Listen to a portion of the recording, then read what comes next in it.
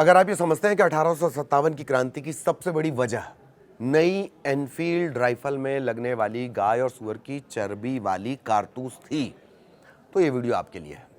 वैसे आप अगर इतिहास में जिज्ञासा रखते हैं, तथ्यों को खोजने का आपका मन होता है, तो भी ये वीडियो आपके लिए है। गहराई से उतरकर किसी मसले को आप समझना चाहते हैं, तो भी ये वीडियो आपके लिए है।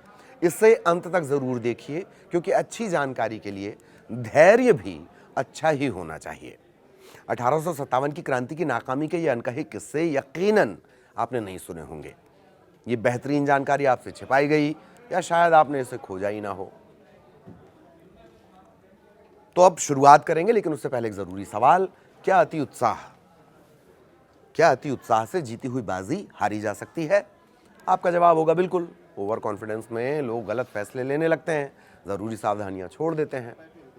लेकिन 1857 की क्रांति में ओवर कॉन्फिडेंस वाले सवाल का क्या मतलब बनता है? तो मतलब है, कनेक्शन है, क्यों है उसी को समझना है। 1857 का स्वतंत्रता संग्राम तय तारीख से पहले हो गया। इतिहास की किताबें बताती हैं कि 10 मई 1857 को मेरठ से क्रांति की शुरुआत हुई, जबकि योजना के मुताबिक पूरे देश में इसे 31 मई 1857 को शुरू होना था। कई विवरणों के मुताबिक 31 मई को व्यापक विद्रोह की योजना थी, लेकिन मेरठ की घटनाओं के बाद 10 मई को ही विद्रोह भड़क उठा। अब वो पढ़ा हुआ पाठ जो आपने रटा है उसे याद कर लीजिए। कैसे जंग आजादी में रोटी और कमल क्रांति के प्रतीक के तौर पर इस्तेमाल किए गए। कानपुर के वरिष्ठ इतिहासकार हैं मनोज कपूर। उनके मुताबिक नाना साहेब पेशवा के रणनीतिकार तात्या टोपे ने बेहद कुशलता के साथ इसे अमली जामा पहनाया, जिससे ईस्ट इंडिया कंपनी के अधिकारी भी हैरान रह गए। ये कमल और रोटी के इंप्लीकेशन को समझ ही नहीं पाए। कमल और रोटी का इंप्लीकेशन क्या है, ईस्ट इंडिया कंपनी उसे समझ नहीं पाई। अंग्रेज इतिहासकारों ने आजादी की पहली लड़ाई के बारे में चर्बी वाले कारतूस समेत तमाम कहानियां गढ़ी हैं, जबकि कई इतिहासकारों का मानना है कि चर्बी वाले कारतूस विद्रोह का तत्काल कारण यानी इमीडिएट ट्रिगर थे। लेकिन इसके पीछे सालों से जमा राजनीतिक, आर्थिक और धार्मिक असंतोष कहीं ज्यादा गहरा था। चर्बी वाले कारतूस एक इमीडिएट ट्रिगर थे, लेकिन असल वजह क्या थी? सालों से जमा राजनीतिक, आर्थिक और धार्मिक असंतोष वो ज्यादा गहरा था। बहरहाल जंग के दौरान सिपाहियों ने उन्हीं एनफील्ड राइफलों का इस्तेमाल किया जिसे उन्होंने अपने धर्म पर हमला माना था।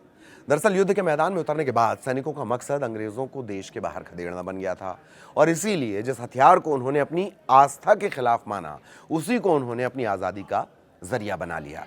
आपको याद दिलाते चलें कि 10 मई 1857 से 19 सितंबर 1857 के बीच यानी 4 महीने में भारतीय क्रांतिकारियों ने न सिर्फ ब्रिटिश ईस्ट इंडिया कंपनी को बहुत कड़ी टक्कर दी, बल्कि दिल्ली, कानपुर, लखनऊ, झांसी ऐसे कई बड़े इलाकों से अंग्रेजों को खदेड़कर वहां अपना शासन स्थापित कर लिया।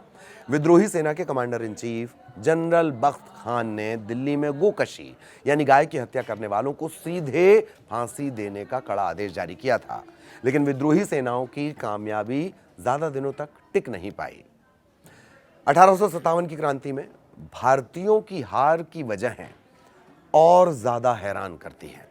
एक एक कर उन वजहों की पड़ताल करने की कोशिश करते हैं। पहली वजह, पुराणों में अखंड भारत का वर्णन जम्बू द्वीप और भारतवर्ष के रूप में मिलता है। इसकी सीमाएं उत्तर में हिमालय और दक्षिण में समुद्र तक फैली हुई थीं, लेकिन उस समय के हिंदुस्तानी इस बात को भूल चुके थे, यानी अपनी जड़ों से वो धीरे धीरे कट चुके थे। इतिहासकारों के मुताबिक लोग पूरे भारत के बजाय अपने स्थानीय राजा, नवाब, इलाके के प्रति ज्यादा वफादार हुआ करते थे। लोग देश के बदले अपने क्षेत्रीय हितों के लिए लड़ रहे थे। झांसी के लोग अपनी रियासत, तो अवध के लोग अपने नवाब को वापस पाना चाहते थे। और इसी तरह मुगल बादशाह बहादुर शाह जफर वित्तीय तंगी और लाल किले को खाली करने के दबाव झेल रहे थे। घटते सम्मान से वो बौखलाए हुए थे, लेकिन कर कुछ नहीं पा रहे थे। अब उनकी बेबसी का एक किस्सा भी चलते चलते सुन लीजिए। 1857 की क्रांति पर लिखी गई एक कहानी के मुताबिक 11 मई 1857 की सुबह लाल किले के दरवाजों पर मेरठ से कुछ सिपाही पहुंचे। रमजान का महीना था, बूढ़े मुगल बादशाह ने अभी अभी अपनी नमाज और सहरी खत्म की थी। उन्होंने दरवाज़ों पर हो रही हलचल सुनी। सिपाहियों ने कहा कि मेरठ से सभी अंग्रेज़ों को मारकर वे उनके सामने पहुंचे हैं। एक सिपाही ने धर्म भ्रष्ट करने वाले कारतूस की बात भी बताई।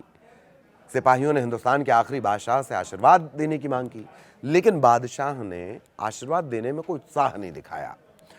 इतिहास की किताबों में इस बात का साफ साफ जिक्र है कि बहादुर शाह जफर विद्रोही सिपाहियों का नेतृत्व करने के लिए पूरी तरह तैयार नहीं थे।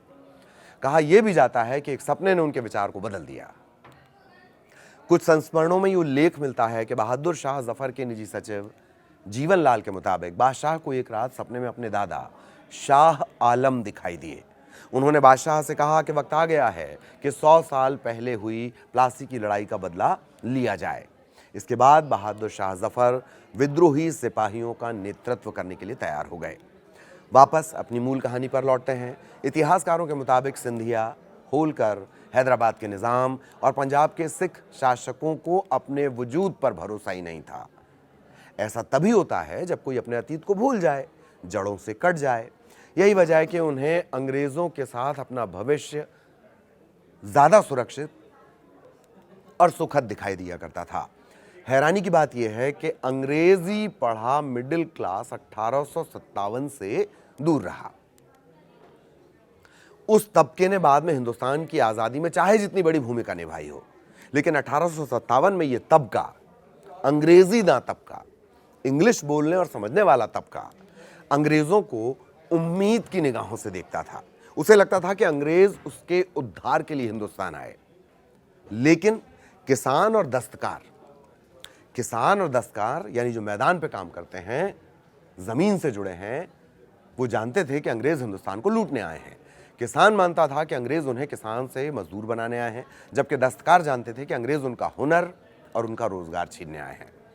अब जरा सोचिए, जिस बात को एक सामान्य भारतीय समझ रहा था और जिसे समझने के लिए मोटी मोटी किताबों की कतई कोई ज़रूरत नहीं होती, उसे अंग्रेजी पढ़ा लिखा तबका मानने तक को तैयार नहीं था। कुछ इतिहासकारों के मुताबिक व्यापारियों और शिक्षित वर्ग ने कलकत्ता, बंबई में सभाएं कर अंग्रेजों की कामयाबी के लिए, ईस्ट इंडिया कंपनी की कामयाबी के लिए प्रार्थना तक की थी। अगर इस वर्ग ने अपने लेख और भाषण के जरिए लोगों में उत्साह भरा होता तो शायद तस्वीर कुछ और होती।